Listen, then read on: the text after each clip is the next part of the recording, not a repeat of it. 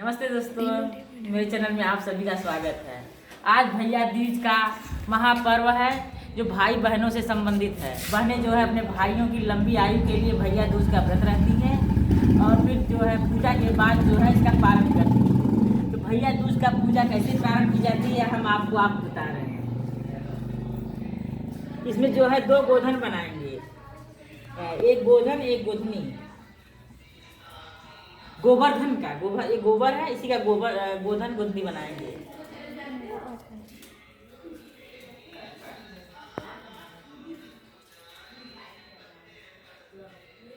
ये बहुत ही प्रसिद्ध त्यौहार है, भाई बहनों का बहुत ही प्रसिद्ध त्यौहार है। बहन जो अपने भाइयों की लंबी आयु के लिए व्रत रहती हैं।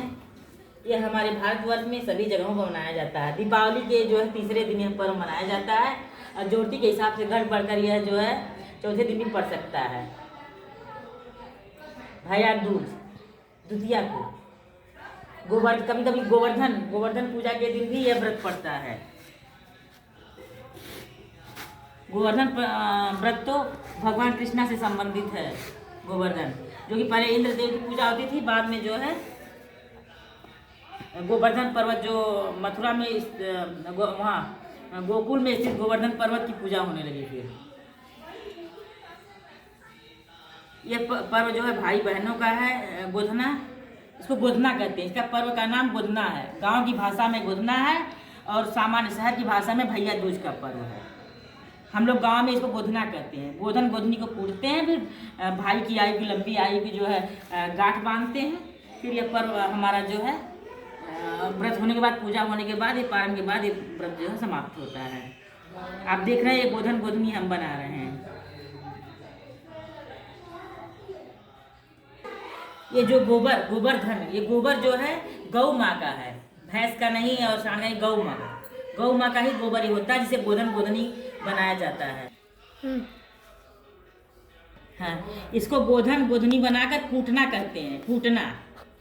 और कूटने के बाद जो है भाइयों की लंबी आयु के लिए जो है इसकी जो है वो गांठ मारते हैं। रुई में चाहे पतलों में गांठ मारते हैं। पहले ये व्रत पूरा हो जाए फिर गांठ मारेंगे। बना लेते हैं, पूजा शुरू करते हैं, फिर गांठ मरवाएंगे बच्चों का। हम नहीं, मेरे बच्चे पे रह रहे हैं व्रत। मेरी बेटा है, मेरी बेटियां जो है तो चार यहाँ बैठेंगी। बिल्कुल एकदम मानव रूप में आकार देने की कोशिश की जाती है गोधन गोधनी की। जाता है जो कुछ बन जाए बेटा। आँख बनाई जाती है, सब बनाया जाता है ना। ये आँख है, समझ लो। ठीक ठीक ना, ठीक। ये सब बड़ी ढोनी है, ठीक ना।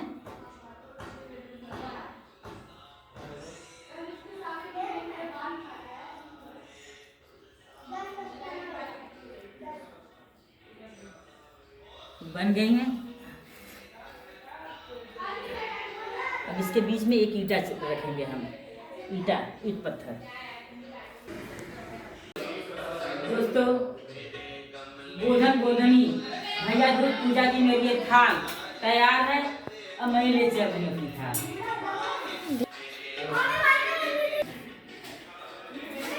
के लिए बहनें व्रत रहती हैं कि मेरे भाई लंबी से लंबी आयु प्राप्त करें। देखिए मेरी पूजा की थाल, गोधन गोधनी भैया दूज पूजा की थाल।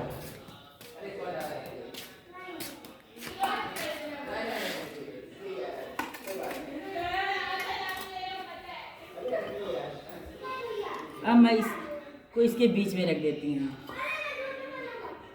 गोधना कूटना इसे कहते हैं, गोधना कूटा।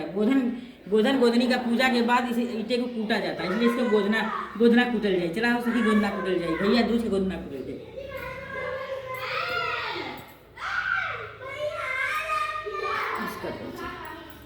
दोस्तों, गोधना कूटने के समय जो है ये पेड़ पौधों की पत्तियां जो है तोड़ी जाती हैं। ये देखिए 4 किस्म की हैं। कांटेदार ज़्यादातर कांटेदार पत्तियां हैं। ये देख रहे हैं बेर है जो भोले भगवान की इसका फल जो चढ़ता है। ये जो है वो है बनैला है, जो बहुत ही पवित्र पौधा बनैला माना जाता है। ये चिड़चिड़ा है, ये भी बहुत ही पवित्र आयुर्वेदिक बहुत ही महत्वपूर्ण पौधा है। ये महत्वपूर्ण सारे पौधों के पत्तियां हैं आयुर्वेदिक रूप से। इन्हीं को जो है तोड़ तोड़ डाला जाता है गोधन गोधनी पे। सबसे पहले हम दीपक जलाते हैं। दीपक जला के गोधन गोधनी माता गोधन बाबा का आवाहन करेंगे कि हमारी पूजा को स्वीकार करें।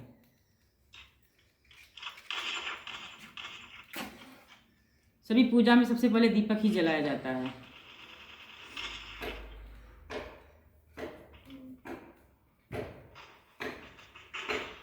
अपने गोधन गोधनी देवता को हम आवाहन करें कि वो हमारी पूजा के आगे स्वीकार करें। फोटो खींचना मैं चिपकूंगा।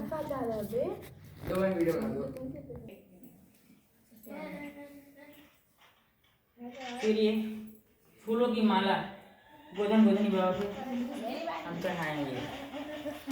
जय हो गोधन गोधनी माता की जय हो।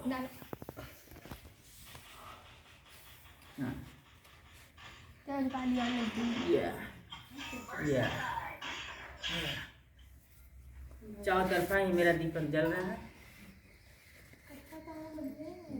फिर ये जो है गोधनी माता के लिए देखिए, कार्तिक मास में जितने भी व्रत पड़ते हैं उन सभी व्रतों में कृष्ण और राधा माता तुलसा का अहम रोल है।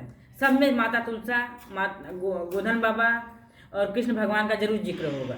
इसमें भी जिक्र है। इस गोवर्धन पर्वत का भी कुछ न कुछ इसमें आ जाता है इस पूजा में, क्योंकि गोबर से ही गोधन गोधनी बाबा हमारे बने हैं। ये गांव की पूजा है।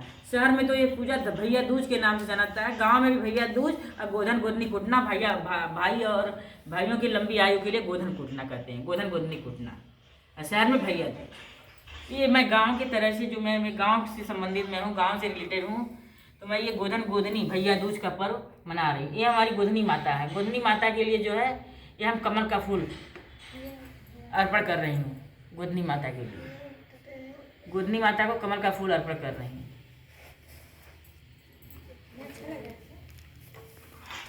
इसमें अन्न का भी बहुत महत्व है। अन्न को हम इस गोधन गोधनी में भी छिड़कते हैं। हाँ, फूल लो, तुम लोग करो, हाँ, सब लोग लो। हाँ, ये मेरे बच्चे चारों, ये मेरी बच्चे जो है ये व्रत है अपने भाई हर्षित के लिए, अपने सभी भाइयों, अपने परिवार में जितने भाई हैं सभी भाइयों के लिए सब व्रत है। थोड़ा थोड़ा, हाँ, थोड़ा थोड़ा दूध गिराओ। अब गोधन गोधनी पे दूध थोड़ा दूध गिराया जाएगा बस। चलो लो, हाँ, इसे थोड़ा नहीं। पूजा में हमेशा कच्चा दूध इस्तेमाल होता है, गाय का दूध कच्चा। देखिए, गाय का भी संबंध जो है हमारे गोकुल से है। भगवान कृष्णा गाय चराते थे, गैया का दूध, और उनको जो है दही अधिक प्यारा था। देखिए, इसमें भी दूध कच्चा दूध चढ़ रहा है। कहना ना, इसमें हमेशा विष्णु भगवान, माता तुलसा जी का जिक्र होगा। चलो, अब ये दही से गोधना को नहलाएंगे। चलो लो, चलो तुम भी लो। इस तरह से गांव में भैया दूज का गोधन गोधनी कुटने का व्रत इस तरह से किया जाता है।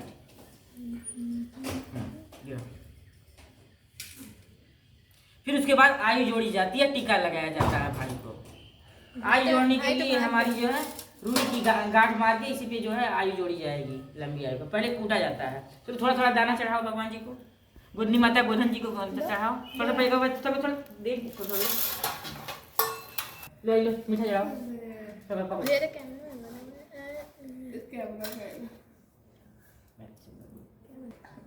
चलो, गोधनी माता को जो है गोधन बाबा को मीठा चढ़ रहा। मीठा के रूप में ये जो है रेवड़ी है।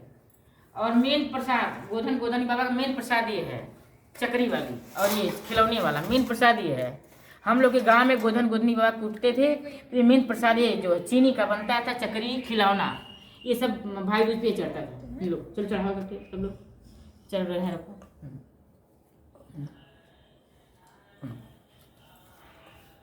ये चढ़ाकर ये अगली सुबह भाई को ही खिलाया जाता है। इसमें बहनें नहीं खाएंगी, सिर्फ भाई ही खाएंगी इस प्रसाद को। बहन नहीं खा सकती थी। एक कहा जाता था, माँ मेरी कहती थी, अगर बहन खा लेगी तो उसको दाढ़ी मुँह जम जाता था। इसे भाइयों को माँ चुरा के रखती थी मेरी, और हम लोग को नहीं देती थी, तो हम लोग को अलग से पहले ही निकाल के रख देती थी मेरी माँ। ये सिर्फ भाई खाएंगे। ये कहती है, तुमने अभी सापा है, तुम खाओगी तो तुम्हें दाढ़ी मुँह जामेगी, तुम लोग भी ना खाना। चलो अच्छा वो नहाए तो उधर नहा लेते हैं। चलो लो ले चलो। चल आगे ऐसे कर दबा, ऐसे दबा देना जमीन पे। लो धूप बत्ती जलवा रहे हैं बच्चों से, और धूप बत्ती के बाद हम कहानी कहेंगे, जो गोधन गोधनी और भैया दूज की कहानी वो कहेंगे। पत्थर पे पत्थर पे ये बंद कर दिया। एक कोने रखो, चलो चार कोने चार बहन। सबसे पहले कहानी में गोवर्धन और अन्नकूट की कहानी। एक दिन भगवान कृष्ण ने देखा कि हमारे गांव में तरह तरह के पकवान बनाए जा रहे हैं, उनका क्या होगा यह जानने के लिए उन्होंने नंद बाबा से पूछा, हे बाबा इतना अन्न कूट कर ये सब पकवान क्यों बनाए जा रहे हैं? तब नंद बाबा बोले, हे कृष्ण कल इंद्र की पूजा होगी। इंद्र मेघ वर्षा, ध्यान सुनो, इंद्र मेघ वर्षा कर हमें अन्न देते हैं, गायों के लिए चारा देते हैं। तब भगवान कृष्ण कहने लगे, बाबा हमारे गांव में गोवर्धन पहाड़ साक्षात देवता हैं, उनकी पूजा करो, वे हमारी पूजा को स्वीकार करेंगे और प्रकट होकर स्वयं भोजन करेंगे। इंद्र भी कुछ नहीं है जिसकी आप लोग व्यर्थ में पूजा करते हैं। कृष्ण की बात सबने मानी और गोपकाओं गोवर्धन को पूजने के लिए गए। तब से भगवान श्री कृष्ण अपना चतुर्भुज रूप रखकर स्वयं गोवर्धन पर्वत पर बैठ गए और गोपों के भोग को खाने लगे। तभी से गोवर्धन पर्वत का महत्व बढ़ गया। इंद्र की सब जगह लोग गोवर्धन की पूजा करने लगे। जय श्री कृष्ण, राधे कृष्णा राधे कृष्णा राधे कृष्णा। भगवान कृष्ण जो है गोवर्धन पर्वत की महत्ता बताए हैं और इंद्र की पूजा मना कर दी है करने के लिए। तब से गोवर्धन पूजा अन्नकूट की पूजा प्रारंभ हुई है। हमारी एक कहानी समाप्त हुई। सब लोग चलो चढ़ाओ, फूल चढ़ाओ, धीरे धीरे चढ़ाओ, अभी 4 कहानियां हैं। अभी धीरे धीरे बहुत कम कर लो, बस एक एक ठीक, यहाँ नीचे भी को खाओ। ऐसे खाओ सारे भाई को। हाँ धीरे धीरे धीरे आराम से। धीरे नहीं अभी नहीं बेवकूफ। चलो लो, ये पत्ते, हरे पत्ते जो हमारे जो है महत्वपूर्ण पत्ते हैं, ये जो है वो उसको कहते हैं चिलचिड़ा। ये चिलचिड़ा का पौधा है, ये जो है आयुर्वेदिक रूप से बहुत ही महत्वपूर्ण है ये पौधे। और ये जो है देखिए बेर है, बेर भगवान, इसका फल भगवान शंकर को, इसके पत्ते भगवान शंकर को अति प्रिय है। बेर का है कटैला। ये जो है बनैला का है, बनैला भी व्रतों में त्योहारों में इसका यूज किया जाता है और ये आयुर्वेदिक दृष्टि से भी बहुत महत्वपूर्ण है। इस यानी अन्नकूट गोवर्धन पूजा और भैया दूज और गोधन गोधनी में ये आयुर्वेदिक पौधे जो हैं इस भगवान रूप में गोधन गोधनी को चढ़ाए जाते हैं। हो गया, चलो बन गया ना, बस करो। ऐसे खाओ भाई को खाओ।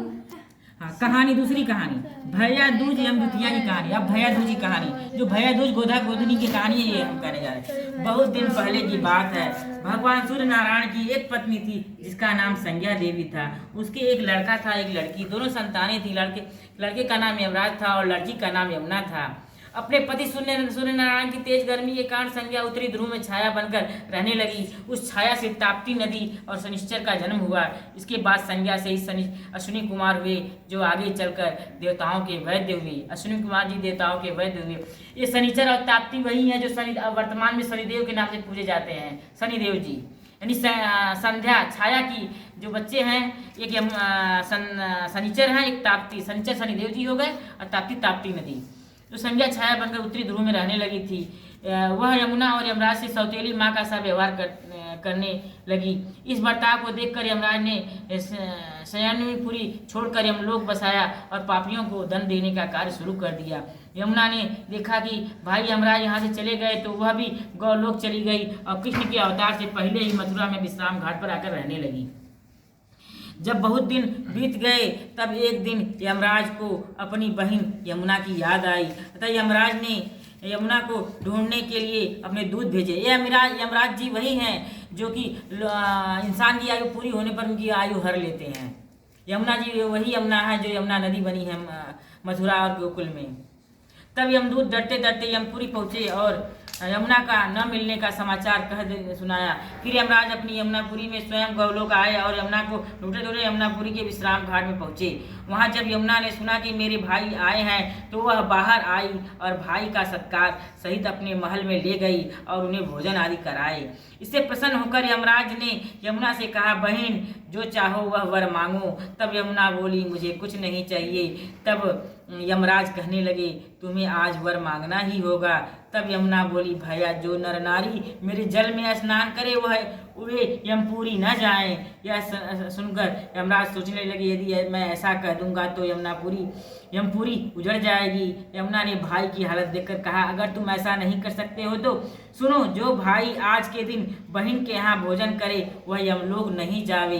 इस पर यमराज बोले यमुना से, यह बात मुझे स्वीकार है। इस दिन जो भाई बहन के घर भोजन नहीं करेंगे, वो जो भाई बहन तुम्हारे पवित्र जल में इस दिन स्नान नहीं करेंगे, उन्हें मैं बांध कर यमपुरी ले जाऊंगा, और जो भाई बहन तुम्हारे पवित्र जल में इस दिन स्नान करेंगे उन्हें स्वर्ग की प्राप्ति होगी।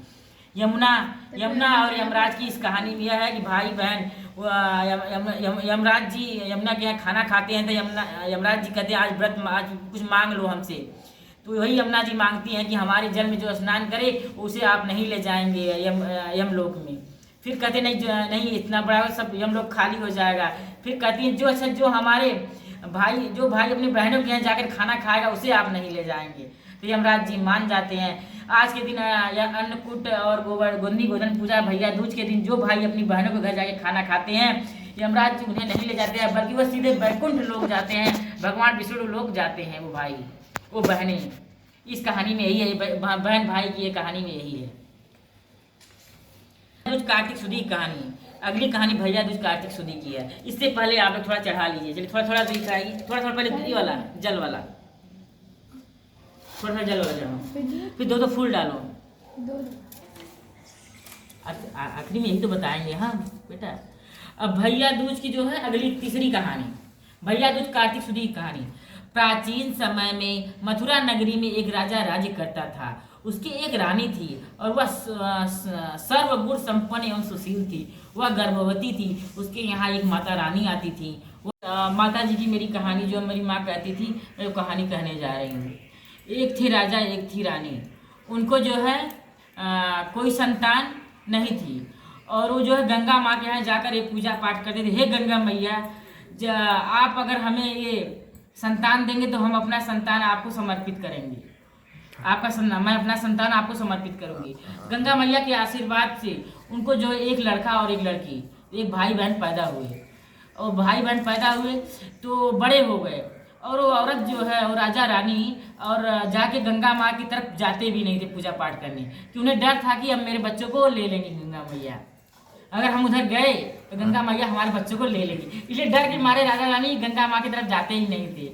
अब ये दोनों भाई बहन बड़े हो गए गंगा माँ के आशीर्वाद से, और इससे जो है गंगा माँ के बच्चे जो मानस बच्चे थे वो बड़े हो गए, जिनका नाम लड़के का नाम हरिश्चंद्र था और बहन का नाम रोहिणी था। दोनों बड़ी हो गए दोनों। अब शादी की बारी आई तो तिलक जो शादी का रिश्ता आता था हरिश्चंद्र के लिए वो गंगा पार से ही आता था। ऐसा हुआ कि तिलक या रिश्ता जो है गंगा पार से ही आता था, इस पार से नहीं आता था। तो माता पिता तय नहीं करते थे कि गंगा पार से करेंगे तो उधर रास्ते से जाएंगे, गंगा मैया मेरे बच्चे को ले लेंगी। तो रिश्ता आए ही नहीं, बड़े परेशान हुए। फिर रिश्ता हार मान के गंगा उस पार का रिश्ता राजा रानी ने अपने हरिश्चंद्र बेटे का कर लिया था। जब तय हो गई शादी, तो शादी जब बारात जाने लगी गंगा मैया को पार करके नाव पे, तो गंगा मैया बीच लहर में जब गई नाव, गंगा मैया लहराने लगी और सब लोग गंगा मैया लगी। फिर उधर से जो है सभी भाई कमा करके, कुछ साल बीता, सभी भाई कमा कर वापस ही भौजाइयाँ सताती रही इसी तरह से, क्योंकि सुनचरी का सब काम होता रहा, क्योंकि जानवर जीव पेड़ पौधे सुनचरी सब मदद करते रहे। कहते हैं कि भक्ति भावना से जो होता था उस समय जानवर भी, जंगल भी इंसान की मदद करता था, तो ऐसे ही था। तो भाई सब आने लगे और सुनचरी फिर जंगल में बैठ के रो रही है कि मेरे भाई गए विदेश, मेरी भौजाई सता, मैं क्या करूं बताइए आप लोग। भाई लौट रहे हैं, सभी भाइयों में छोटा भाई कहा मेरी सुनचरी रो रही है भैया, इस जंगल में ऐसा लग रहा है मेरी सुनचरी बहन रो रही है। छह बोले तुम्हें तो हमेशा सुनचरी दिखाई देते हैं, इतना मानते हो, तुम्हें हर जगह उसी की आवाज़ सुनाई देती है। कह ना मेरी सुनचरी रो रही है, मुझे कहना ऐसे चलो जब देखते हैं जंगल में। वाकई में एक पेड़ के नीचे सुनचरी रो रही थी। तो भाइयों ने क्या कहा कि बहन क्या हुआ, तो वही पूरी बीती सुनाई सुंजरी की, मेरी भौजाई ऐसे ऐसे सताई, एक नहीं सताई बाकी सब सताई। तो भाइयों ने कहा आप बस उसको समवा लिया किसी तरह, अपनी बहन को मतलब छिपा लिया। घर आए कहे मेरी बहन सुनचिरई कहा, सुनचिरई के निकालो, सुनचिरई के निकालो, सुनचिरई के निकालो, क्या वो कहीं डाल मौनी दिए हैं और वो गट्टा चूड़ा लिया सब घूम घूम कर गाँव में खा रही है सुनचिरई, काहे आप परेशान भी आ जाएंगी। तब कुछ देर का फिर क्या मेरी सुनचिरई को तब कहा परेशान हुई, सब कहे सुनचिरई नहीं आई, भौजाइया परेशान हो गई, कहा सुनचिरई आए, सुनचिरई तो भाइयों ने छिपा के रखा है। फिर कहे नहीं तुमने हमारी सुनचिरई की सताया, तुम लोगों ने मार डाला है भौजाइयों ने मिलके। कहे नहीं हमने नहीं सताया, तो एक बड़ा सा कड़ाहा, एक गांव की कहानी है जो पुराने जमाने की हम सुना रहे हैं। बड़ा सा कड़ाहा बनाया, उसमें खौलता हुआ तेल डाला, कहा कि इस कड़हे को जो पार करेगा वो नहीं सताया है, जो नहीं पार करेगा वो नहीं सताया है। तब अब सबको उस कड़हे को पार करना था, तो यही कहना था तैया सताई नहीं तो इसके अंदर कूद जाएं, ताई नंदा सताई तो इसमें कूद जाएं। सबने पार किया, सताई तो इसमें कूद, सब उसमें जल के भस्म हो गई। आखिरी में जो सातवीं हो जाए छोटी वाली थी, ताई नंदा सताई तो इसमें कूद के भस्म हो जाए, वो जो है पार कर गई। अब जो इस कहानी से यही था कि सताने वाले को दुष्टमय दंड में एक भौजाई बची, सभी जो है एक भौजाई सातों भाई बहन मिलकर राजपाट करने लगे। एक कहानी यही समाप्त हुई बहन भाई की। अब हम आगे जो है आप लोग जो अभिशाप पिए चलिए, ये पहले ये सब आइए करिए। आओ चलो। बारात जो है गंगा जी को पार कर रही है। बीच में जब नाव जाती है तो गंगा माँ लहरियाने लगती हैं। सभी जो है उसमें कहते हैं गंगा मैया क्या दोष हुआ, क्या पाप हुआ हम लोगों से जो आप इस तरह से कर रही हैं। गंगा मैया निकल के आए, कहे कि ये जो हरिश्चंद्र की शादी होने जा रही है, इनके माँ बाप ने कहा था कि गंगा मैया आप हमें औलाद देंगी तो हम अपनी औलाद को आपको समर्पित करेंगे।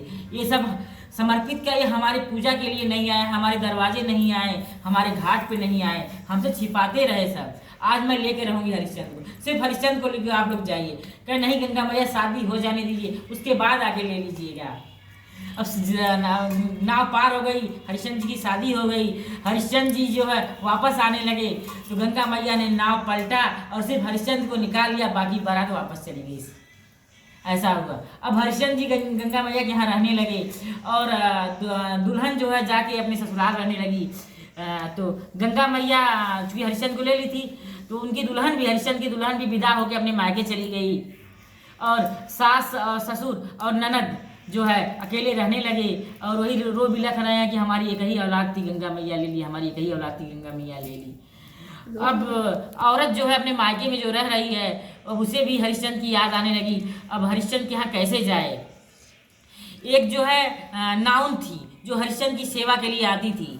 हरिश्चंद्र गंगा माँ के यहाँ खूब स्वस्थ हुए, खूब बलिष्ठ हो गए। गंगा मैया इतना उनको खिलाती पिलाती थी, इतना सेवा करती थी कि हरिश्चंद्र खूब बलिष्ठ हो गए। तो नाउन जो है हरिश्चंद्र के ससुराल की तरफ की थी, कहने लगी परिचय दी, कहे मैं तो हरिश्चंद्र, मैं उनकी औलाद हूँ, मेरी शादी इस गांव में हुई थी, गंगा मैया हमें ले लिए हैं, मेरी औरत है। तो कहे हाँ आपकी औरत है, क्या किसी तरह मेरी औरत को यहाँ ला दीजिए। तो वही औरत को जो है वहाँ से ले आई और हरिश्चंद्र जो है गंगा माँ के पास अपनी औरत को छिपा के रखते थे। और हरिश्चंद्र जो है अब दुबला होते जाते थे। धीरे धीरे हरिश्चंद्र को जो है एक औलाद होने वाली हो गई। गंगा मैया कहे कि हरिश्चंद्र दुबले क्यों होते जा रहे हो। कहे नहीं माँ मैं दुबला कहाँ हूँ, मैं तो ठीक हूँ पहले जैसे नहीं। कहे नहीं कुछ न कुछ बात है, आप दुबले होते जा रहे हैं। हरिश्चंद्र तो चिंता में दुबले हुए जा रहे हैं कि मेरी औरत भी यहाँ आ गई, मेरी माँ बाप अकेले वहाँ आए, कैसे हम अपने घर जाएँ। तो अब जब उनको बच्चा होने वाला रह गया उनकी औरत को, हरिश्चंद्र को कहें कि अब यहाँ आप नहीं रहना है, यहाँ गंगा मैया जान जाएंगी, अब तुम चली जाओ मेरे माँ बाबू के पास और वो आपके पास माँ पिताजी के पास, वो हाँ तुम्हें रख लेंगे। तो कहें नहीं कैसे रखेंगे, वो विश्वास नहीं करेंगे। कहे दही बेचने जाओ कि मेरी बहन जो है दही लेने के लिए कहेगी। अब वो हरिश्चंद्र की औरत जो दही बेचने के लिए हरिश्चंद्र के गाँव गई, कहे ले लो दही, ले लो दही, ले लो दही। अब वो दही जो है बहन कही माँ दही ले लो, दही ली। तब वो कहने लगी मैया हम कहाँ जाएं, हमें यहीं रख लीजिए, हमें बच्चा भी होने वाला है, रात बिरात हम कहाँ जाएं उस पार गंगा उस पार। छोटी बहन ने कहा कि हाँ माँ इनको रख लीजिए, बच्चा होने वाला है रख लीजिए। माँ मना कर नहीं हम नहीं किसी को रखे, जब हमारी बहू नहीं रही, हमारा बेटा हमारे यहाँ नहीं, हम किसी और क्यों रखें, हम क्यों रखे किसी बहन के जिद से माँ ने बहू को रख लिया। रात में जो है हरिश्चंद्र का उसकी औरत से एक सुंदर सा बेटा उत्पन्न हुआ, पैदा हुआ। तो कहने लगी बहू, माँ ये आप ही की औलाद है, इसका जो है अच्छे से बढ़ई करिए, अच्छे सब कहे नहीं है, मेरे हरिश्चंद्र की बेटे की तुलना कर रही है, पैक किसी और का बच्चा है। कहने ये आप ही का बच्चा है। कहे विश्वास नहीं है तो आप रात में देखिए, रात में हरिश्चंद्र जी मिलने आते हैं। रात में वाकई में देखे तो हरिश्चंद्र जी आए, माँ और बहन दोनों हरिश्चंद्र को पकड़ के झूल गए, बेटा अब तुम मत जाओ, अब यहीं रह जाओ। कहा ना माँ हम ऐसे नहीं आएंगे, गंगा माँ आके सब बहा देंगी सब कुछ, हम जा रहे हैं। ऐसा करो आप लोग बरही रखो, बरही में सबको निमंत्रण दो, गंगा माँ को भी आप लोग निमंत्रण दीजिए। ऐसा ही हुआ, जो उनके हरिश्चंद्र की औलाद थी उसकी बरही माँ बाप ने बरही रखी और गंगा मैया को जाके निमंत्रण दिया, हे गंगा मैया आप हमारे पोते की बरही में आप आए। सब लोग आए और गंगा मैया भी उस दिन आई। ऐसा किया कि गंगा मैया जब आई तो दादी दादा और बहन और हरिश्चंद्र को भी लेके आई थी गंगा मैया। मिलके वो बच्चे को चकोटी काटते थे, बच्चा रोता था। गंगा मैया क्या मांग रहा है बच्चा? क्या गंगा मैया ये खिलौना मांग रहा है। फिर चकोटी काटे, क्या मांग रहा है बच्चा? गंगा मैया ये चीज़ मांग रहा है। गंगा फिर चकोटी काटे, फिर रोए बच्चा। गंगा मैया कहे क्या मांग रहा है बच्चा, क्यों रो रहा है? कह गंगा मैया, सब लोग एक तरफ से बोले गंगा मैया ये बच्चा अपना बाप मांग रहा है, हरिश्चंद्र को मांग रहा है। गंगा मैया चुकी आशीर्वाद दे चुकी थी कि मांगो क्या मांगना है। तो अब उनका गंगा मैया कहीं कि अब तुम लोगों ने मांग लिया हमसे हरिश्चंद्र, लो अब अपना अर्जन की कभी भी पूजा पाठ में करो, कोई लगाओ, कोई चीज़ आशीर्वाद के रूप में मांगो तो उसको पूरा करो, अधूरा ना छोड़ो, देवता भगवान लोग नाराज हो जाते हैं। उन्होंने मनता मांगा था कि हमें औलाद दीजिए, हम आपके यहाँ समर्पित करेंगे। तो समर्पित क्या, वो पूजा पाठ ही नहीं किए, वहाँ घाट पे ही नहीं गए, इसलिए तो गंगा माँ ले ली थी। अभी गंगा माँ कहीं कि अब ले लो, अब हरिश्चंद्र ले लो, लेकिन अब ऐसा फिर मत करना। अब गंगा माँ जो हरिश्चंद्र को उनके माँ बाप, उनके पत्नी बच्चों के पास सुपुर्द करके गंगा माँ अपने तट पे चली गई और सभी नाती पोता भाई बहन मिलकर राजपाट करने लगे। इस कहानी से यही मिलता है कि जो भी मनता भगवान देवताओं के यहाँ मानते हैं उसको पूरा करना चाहिए, भूलना नहीं चाहिए। अब एक कहानी हमारी 5वीं कहानी में भाई बहनों की समाप्त हुई। अब हम ये गोधन गोधना की कहानी हमारी 5 पूरी हो गई। और अभी सब जो बहनें जो अभिशापी थीं, अभी आशीर्वाद के रूप में जो है उनको देंगी कि भैया जैसे जैसे अभिशापे वैसे वैसे आशीर्वाद मिले। अभी सब जो है पहले जो है 7 बार जो है इस पर लगाओ, टिक लगाओ, उसे चंदन से अब आशीर्वाद के रूप में 7 बार इसकी आयु जोड़ेंगी। हाँ टिक लगाओ, खूब ले लेके टिक लगाओ। अच्छा ऐसे मोड़ना है। हाँ सबके सब लोग यहाँ पे देखो, अरे ऐसे बेटा देखो, ऐसे देखो, ऐसे ढेर सारा लेके एक जगह होगा, देखा एक जगह होगा, ऐसे ऐसे। हाँ कुछ ढेर सारा लोग खुद चिपक जाएगा। हाँ 7 बार।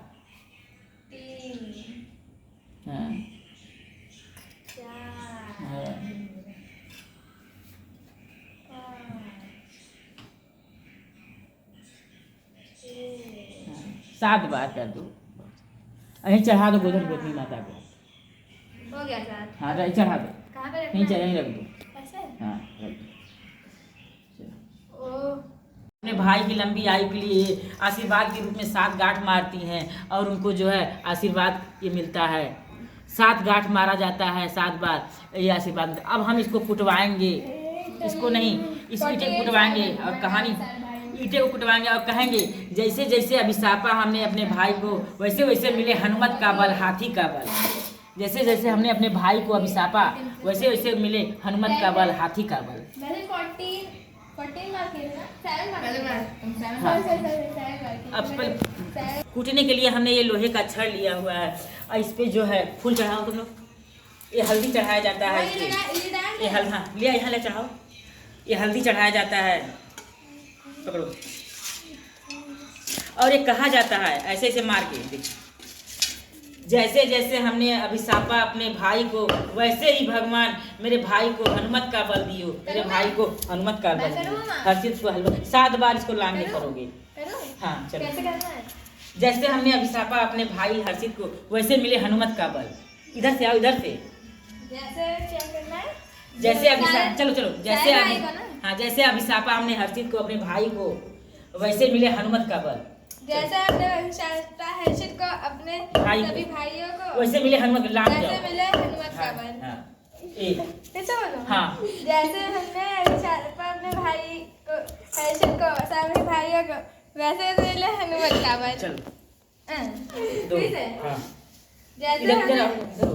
जैसे हमने अभी शास्त्रा अपने भाई को हाँ वैसे हर्षित को और सभी भाइयों को वैसे से मिला हनुमत का बल। जैसे हमने अभी शास्त्रा अपने भाई हर्षित और सभी भाइयों को वैसे से मिला हनुमत का बल। इसी को कहते हैं गोधना कूटन, गोधना गोधनी कूटना। इसमें मारा जाता है और एक आशीर्वाद के रूप में कहा जाता है, जैसे जैसे हमने अपने भाई को अभिशापा वैसे मिले हनुमत का बल। वैसे मिले मेरे भाई को हनुमत का बल। हनुमत का बल बहुत अपार बल, हाथी का बल हनुमत का बल। हाँ, चलो तुम अपने भाई देखो भाई को और भाइयों को वैसे मिले हनुमत का बल, हाथी का बल। मेरे भाई को मिले हाथी का बल, हनुमत हनुमत का का बल बोल दो। बल। हनुमत का बल जैसे हमने अरे अरे बोल अभी शापा मैंने हर्षित अपने भाइयों को वैसे वैसे मिले हनुमत का बल। हाँ, ऐसे वैसे मिले मेरे भाई को हनुमत का बल। जैसे जैसे अभी शापा मैंने अपने हर्षित भाई और सारे भाई को वैसे मिले हनुमत का बल। हाँ, जैसे जैसे अभी शापा मैंने अपने सारे भाइयों और हर्षित को वैसे वैसे मिले हनुमत का बल। चलो जैसे जैसे अभी शापा मैंने अपने भाइयों को और हर्षित को वैसे वैसे मिले हनुमत का बल। जैसे जैसे अभी शापा मैंने अपने भाइयों को और हर्षित को वैसे वैसे मिले हनुमत का बल। हाँ, इस ईंटे को कूटा जाता है। एक बार इसी को गोधन गोधनी कूटना कहते हैं। गोधन गोधनी कूटना जैसे जैसे इसका नाम पड़ा है गोधन शापा गोधनी मैंने अपने का भाइयों त्योहार और है। हर्षित गोधन को गोधनी वैसे कूटना वैसे मिले भैया हनुमत का बल। चलो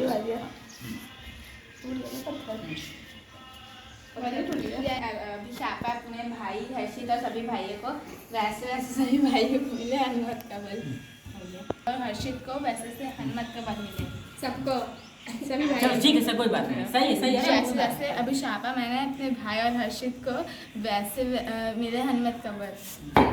आगे बस ये देखो मम्मी इधर हाँ। इधर ये पूरा मांग अब जो है जो बहनें अपने भाइयों को अभिशापी हैं, अब वो है जो भैया दूज का टीका देने का रस्म कर रही है। भैया दूज का टीका हो रहा है। अभिशापने के बाद अपार बल के लिए जो है भगवान से प्रार्थना की जाती है, गोधन गोधनी माता बड़े भाइयों को अपार बल मिले, हनुमत का बल मिले, मेरे भाई को हनुमत का बल मिले। अब वो टीका हो रहा है, भाइयों का टीका, भैया दूज का टीका, लाडो की चांस भैया दूज का टीका, भैया दूज का टीका, हर्षित को भैया दूज का टीका। जल्दी करो चलो हो गया।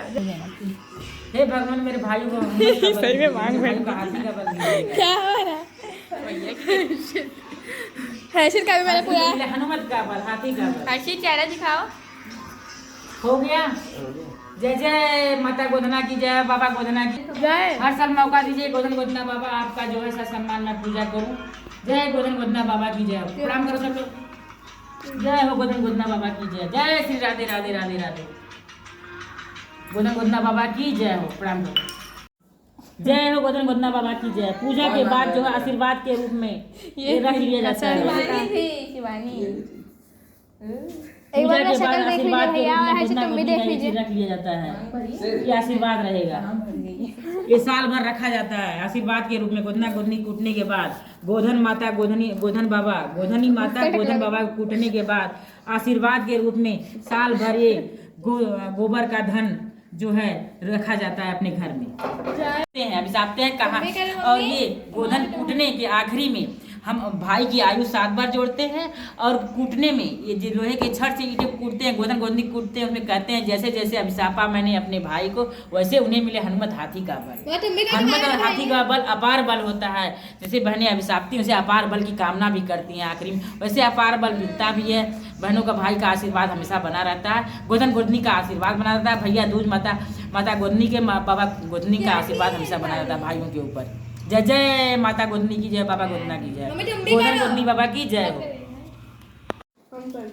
प्रणाम करो। अरे करो हर्षित सर का प्रणाम वो सर था यहाँ प्रणाम कर लो। वहाँ पे चलो प्रणाम कर लो। आधा